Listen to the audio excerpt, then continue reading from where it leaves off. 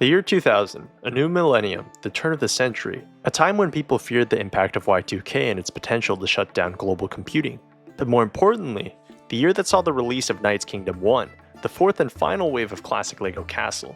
Coming out of a 2-year hibernation from the last release in 1998, Knights Kingdom would revive LEGO Castle and depict a conflict between two opposing factions.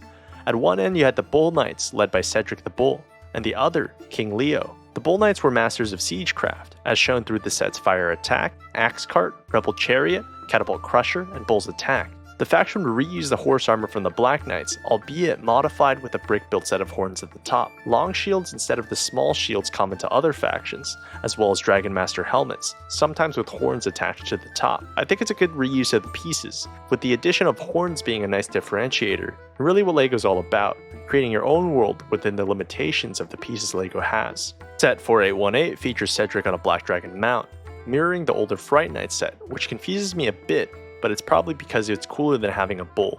I'm also told that if you collected 4 specific sets of this wave, Dragon Rider, Dungeon, Rebel Chariot, and Guarded Treasury, you'd be able to recreate the Silver Knight, basically Cedric donning a silver helmet, chestplate, shield, and sword. King Leo's faction was really just a rebranded Royal Knights, with some color changes and a saltire in the background, which I'm sure as you can tell by this point in the series, LEGO does like to rebrand their factions rather than design new ones from time to time. Set 1286, Knights Kingdom Cart, and Set 6026, King Leo, were cheap ways of getting the new king, while Set 1287, Defense Archer, and 4816, Knights Catapult, gives King Leo's Knights some siege equipment to fight back with. The Royal Joust is a third joust of the castle line so far, becoming a mainstay of the series overall, innovating on the joust this time with a swinging jousting wheel to dodge in addition to your opponent. Behind King Leo's seat is a stained glass window, while we also see the introduction of printed barding for King Leo's Knights, but unfortunately none were released for the Bulls. The castle we see in the background is the final set of this wave,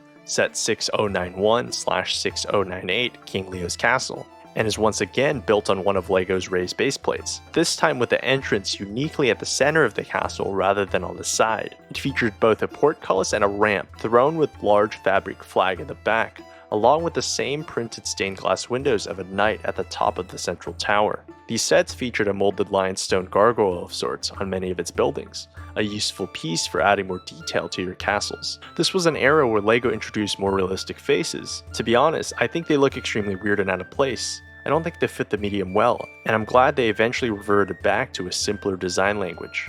2001 and 2002 saw the re-release of the Guarded Inn and Black Falcon's Fortress from the second era of LEGO Castle, likely owing to their popularity in the past. It also saw the release of a new blacksmith shop, a LEGO Shop at Home exclusive, and with these 3 releases concludes the 4 eras of classic Castle. Next time we'll be taking a look at part 1 of the modern Castle era, what I would label as high fantasy, a world of magical creatures, from dwarves, mountain trolls, to skeleton warriors. I hope you enjoyed this episode taking a look at a small slice of LEGO Castle's history. If you did, consider giving me a follow, and as always, happy building.